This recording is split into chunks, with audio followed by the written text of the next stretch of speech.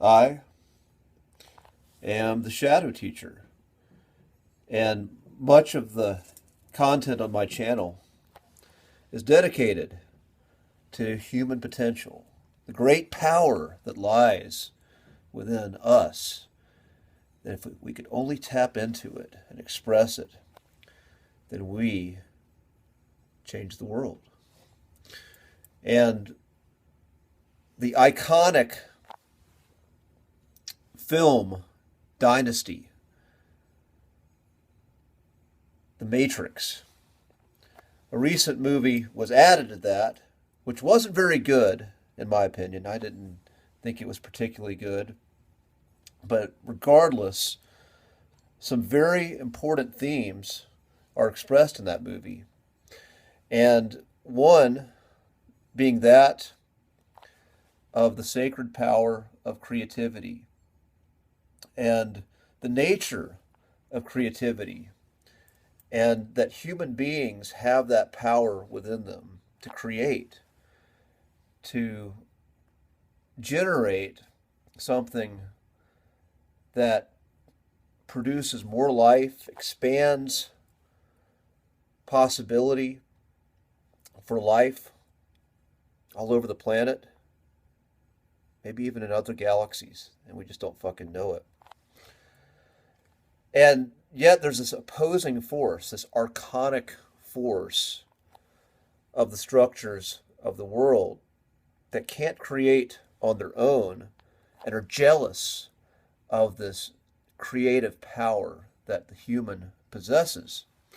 And these archonic forces, how they work, how they operate, is they seek to control and pervert one's creative essence and redirect it for their own ends, and then copy it and copy it and make everything a copy of a copy of a copy, and create a world that is simply an imitation, a simulation, a copy of a copy of a copy, because they can't create themselves.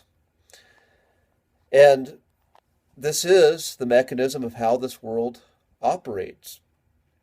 We have great paradigm shattering creative bursts on all levels, on our own individual level, whether it hasn't been recognized in the mass consciousness, and then on bigger levels, we have these breakthroughs where something big just hits this critical mass and breaks through to the point where it changes the way people think about the world and how the world operates. And then this other force locks down and wants to reshape that force to its own ends, to where it has control and expands their own control. And so this dynamic of the light of creation, the creative spark, and the darkness of control, the darkness that seeks to pervert and control that creative spark.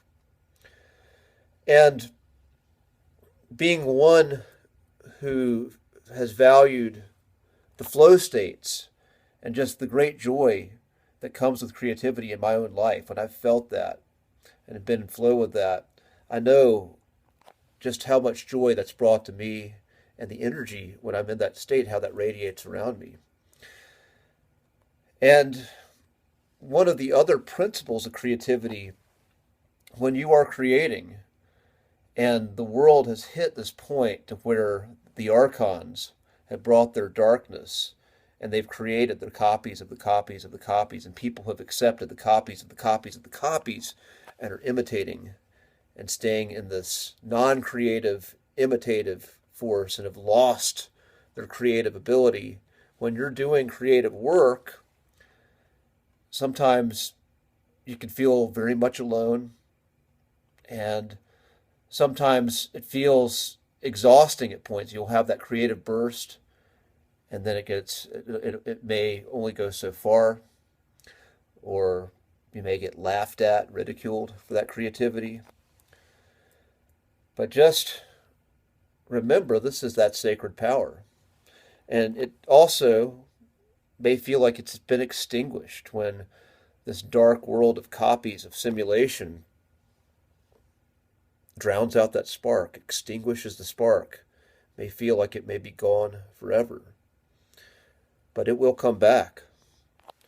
And I try to do things and be aware of what feeds that creative spark and have those practices in my life. But even sometimes that doesn't work. But what I've found is that it always comes back. That creative spark that created this entire existence, it's behind everything that is in me, it's in you, that cannot be extinguished. And it will come back if you know how to recognize it. And when it shows up, you say yes to it.